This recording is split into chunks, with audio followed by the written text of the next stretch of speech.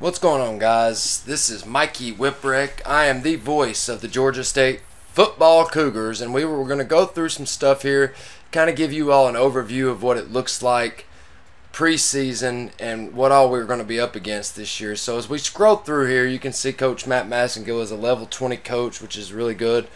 We kind of go through the news stories here. This is about Ohio State's home stadium being one of the toughest, and this is telling you about the game between South Carolina and Georgia State, neutral site game. And you got the Clemson A&M game. That's a big one, number 6 and number 7. And another Ohio State story, even though they lost the championship to Georgia State. And there's another Ohio State story talking about Dunn, their halfback, who we absolutely shut down last year in the championship.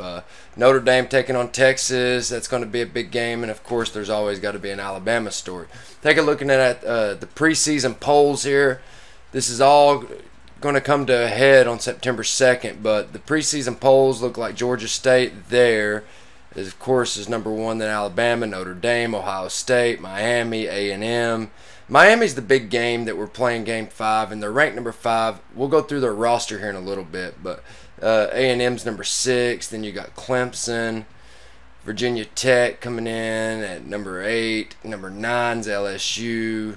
10's Michigan State. And then you scroll down through here and kind of take a look at the top 25. We just passed up number 14, South Carolina, who's our opening game in the MetLife kickoff game. It's going to be a lot tougher of a game, and when I show you these rosters here shortly, I want you to see that South Carolina's talent level is actually better than Miami's, and it's going to be tough. So as we look here at our conference outlook, they think we're going to win the Atlantic, Clemson, Florida State, Louisville, NC State, Syracuse, Boston College. And, of course, they think Miami's going to win the Coastal with Virginia Tech, Georgia Tech, Virginia, North Carolina, Duke, and Pittsburgh all following them. They think Pittsburgh will come in last this season. Let's see what we can take a look at the Heisman. The number 1 guy right now on the Heisman radar is Johnny Manziel, of course, like every year on this game. Keenan Vogel, our halfback, comes in second. And look who's down there. You got Todd Gurley at Georgia, and you got Hundley at UCLA, but Kelvin Davenport made the list as he's the fifth. So we got a Heisman running halfback and quarterback. That's kind of crazy. Preseason All-Americans, I don't really feel like going through all that because the game's so off sometimes that it puts way too many players from our team there. And we won't go through any of that. Let's go up here and take a look at our depth chart just to show you what we have this season. And as you can see right here, it's Kelvin Davenport, Ryan Neely, and Jeremy Johnson, who is our freshman quarterback. Take a look at Kelvin Davenport's throw power, throw accuracy is pretty good. But Jeremy Johnson is our freshman quarterback. He'll be playing in a couple years. Next year will be Ryan Neely's turn, and then Jeremy Johnson will probably move his way up to the starting lineup unless we get just something happens. Here's our halfbacks. Of course, Keenan Vogel, Waylon Robertson, and Conrad Schaefer will get most of the carries, and our freshman Andre Gary made the list. Art Forte is our fullback. Marcel Garner, Darren Mixon are actually tight ends. Here's our receiving core. We're unsure about them right now. Freddie Newsome, Adrian Bailey, Phillip Gaines, Jeremy Bailey, Anthony Chavez, and Roy Gibson. Jeremy Bailey is my impressive freshman, but we're unsure. We don't have Adele Samuel or Jared Mendoza this year, so we don't know how well these receivers are going to do. They could let us down. I don't know yet. I haven't really got a good chance to tell. So that is basically the receiving core, and of course our tight end, who is unbelievable, Marcel Garner. Here's DeJuan Chance at left tackle, and as you can see, Neil Butler and Art McKeon is going to be our backups through all these.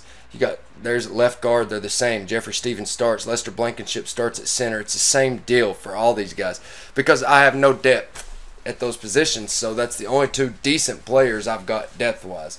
On defense, left end Marcel Kidd and Antoine Atkinson will be our right end. Defensive tackle, we have absolutely no depth, so we have to bring in backup left end and right ends to back up McPherson. Carlos Allen is the only other defensive tackle even on the depth chart, and he's a 60 overall. And then you got linebackers. There's the beast, Tyrone Coles, as we go through here. Poncho Thomas, that's the transfer from Kentucky, along with DeMario Burnett. and Jerry Graves and Chase Jacobs came back their senior years to try to take us to another championship with Phillip George, Javon Newby, and Scott Blanchard all backing them up. Two great cornerbacks, but sometimes they can have lackluster games. Free safeties, Rusty Fry this year, he's pretty good, and Lewis Whaley will be backing him up because we have no good backup safeties. And Scott Blanchard will actually be the starting strong safety because Terrence Gibbs isn't that good of a strong safety, even though we have two strong safeties and neither one of them are that good, so I brought a cornerback in. And our freshman kicker, go back to that, freshman kicker, Daniel Palmer, is going to be our freshman kicker this year. So we'll get to see a new kicker. We won't have the same kicker this year. So let's go over and take a look at recruiting. No, let's go to, I want to take a look at the schedules, show you all who all we're playing this year and so forth. Let me get through here. This is kind of, this ain't like the best way to look at our schedule, but we start the season off at the MetLife game in MetLife Stadium in New York against South Carolina. It's going to be a real tough game. Then we got Florida Atlantic. Played Duke. The big one against, Miami. That one game's Hawaii that I passed up. Miami, that's the big game. Then we got Georgia Tech, NC State, Florida State, Clemson, Boston College, Syracuse, and Louisville. Tough schedule. Got a lot of really tough games this season. The big ones, of course, are Miami, South Carolina, and Florida State. Florida State's always been our biggest rival since I created this team. Always tough. Let's go to take a look at some of the guys we're going to be going after this season for next season. These recruits, I put them in order by how important it is that we get some of the certain positions filled, or we're going to end up having a bunch of walk-ons. Center is my number one position I'm after in the recruiting right now. And Ryan Nelson, we're not even in the lead with him, but we're making him our top priority. Jason Austin and Antoine Arnold is a tight end. We need tight ends because we're losing both tight ends this year. So we're not going to have any decent tight ends if we don't, recruit some. Nate Franklin's another good tight end that I would like to get a hold of. We're leading with middle linebacker Seth Neely right now, but 90 behind us is Alabama. And cornerback is another important. I always take these three-star cornerbacks and turn them into superstars. Then our linebackers.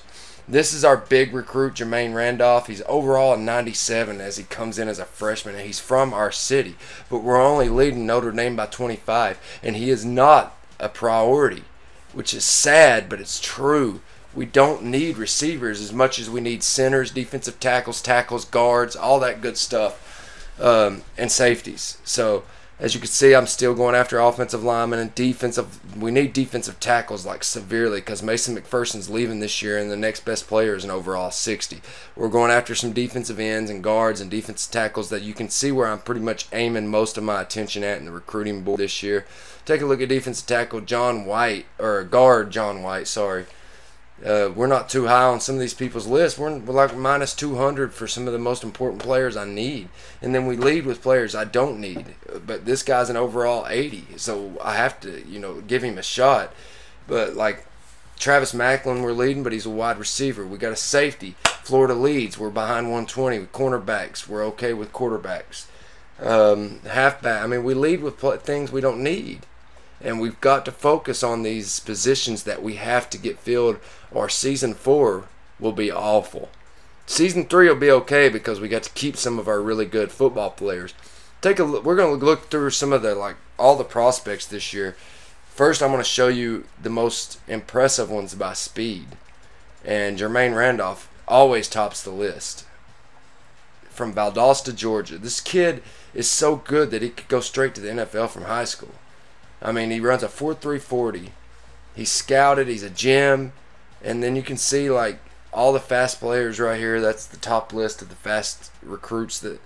But we're only going after one because I cannot put that as a priority and expect to have all the most important positions filled. We have no backup offensive linemen, no backup defensive linemen, no backup safeties. We have nothing. If we don't get these recruits this year, we're going to be in a world of hurt in season 4, and I don't know what we're going to do. But this shows you the best players overall. Of course, Jermaine Randolph's number 1. that's just kind of, I'm just kind of giving you guys an overview before September 2nd exactly of what's going down. This kind of shows you the comparison between us and South Carolina. Herb Street's already picking us, and we're an A+ in every category in Season 3 for the first time. Doesn't mean we're going to win. I've set the sliders to where every game you have to try really, really hard or you'll get beat. So we'll see how we do in that opening game. Fall camp starts in a little over a month and a half, so we'll kind of have some videos on that too. I'm going to show you all South Carolina's depth chart just to show you what we're going up against. Because right now, guys, we're okay depth-wise. We're okay, especially starters. We're good. All our starters in the mid-80s to upper 90s, and that's great. But we have nobody behind them that's as good as them. And that's where depth comes in, and that's why teams like Alabama and Ohio State are always successful, because they have so much depth. And it's not that I didn't recruit. Here's their quarterback, Brennan Nosovich. He will be South Carolina's starting quarterback this year, and he's actually got a good arm. So then they got Sean Carson. And look, Mike Davis is their second halfback. That's how good they are at halfback. Sean Carson's their starter. Andrew Mosby's their fullback. He's pretty good. Then you've got great receivers. We're going to struggle to keep these guys on lockdown, with Shaq Rowland leading the way, and his speed's just unbelievable. He's a great football player. And then Kevin King's their tight end, Mason Zandy's their left. Look at their offensive line. I mean, even their backups are in the 80s. That's a good sign, guys, for them, not for us. It's a bad sign for us, because once we get past our first string, we're done. I mean, that's why if we have injuries this year or anything, we're in a lot of trouble. And there's their defensive line looking pretty good, and of course their linebackers do look really good. T.J. Holloman's an impact player. Jordan Diggs. You got this is all our first game of the year we're playing. Look at their cornerback, and don't look at their overall. Look at the speed and agility of these guys. Just unbelievable. Free safety T.J. Gurley in real life and on the video game. Everybody should already know about that guy. And then Chaz Elder to top it off. But I wanted to show you all Miami, another team that's got great depth, but they're really struggling in one position that we're going to take advantage of. First of all, their quarterback is not a running quarterback, so we don't have to worry about that. This is why I think that we may not beat South Carolina, but I think we can beat Miami this season. Their quarterback actually has a very strong arm, but he's just not a runner, so we can focus more on, zone coverages and exotic blitzes and stuff like that, because he's not going to run from us. Their halfback, look at Duke Johnson. He's just as good as Keenan Vogel, and he's actually the starter on my Browns franchise. So their receivers are really good. Look at that dude's speed. I mean, Malcolm Lewis is good. Tight end wise, they're doing good. But then you get to they're looking good offensively, and then bam, look at their center overall, 67. Unbelievable. That's something we'll take advantage of. We'll blitz the center a lot, do some stuff like that, because he's obviously not that good. But then you keep going, and they're just stacked. Their left outside linebacker is not that good either, by the way. But for some reason, they put their middle linebacker, their second string middle linebacker, as a backup, and he should probably be starting at left. But I don't. I'm not in control of Miami. That's Al Golden's job. Their cornerbacks are unbelievably fast. Again, we're going to struggle with that, because our receivers this season, they're good receivers, but they're just not a speedy bunch. I mean, they're going to get beat. Deion Bush is an All-American free safety, and then you got Jamal Carter. Miami's going to be tough, but I think if we can find, when I watch game film on them and so forth, and we find certain things that I see that other teams did to them, I think we'll be okay. It's South Carolina that concerns me. Not only is that the first game of the season, but they have no weaknesses that I've been able to find. And I even got their whole team printed off and every rating from every player, and I'm still struggling trying to find any kind of weakness that we can take advantage of. It may just come down to Keenan Vogel and Kelvin Davenport winning the game for us, and Marcel Kidd on defense, and Tyrone Coles and Jerry Graves and so forth. It may just be talent versus talent, because I don't think strategically there's any advantage we could get there. So I hope you guys enjoyed this short video, just kind of giving you an overview of the game.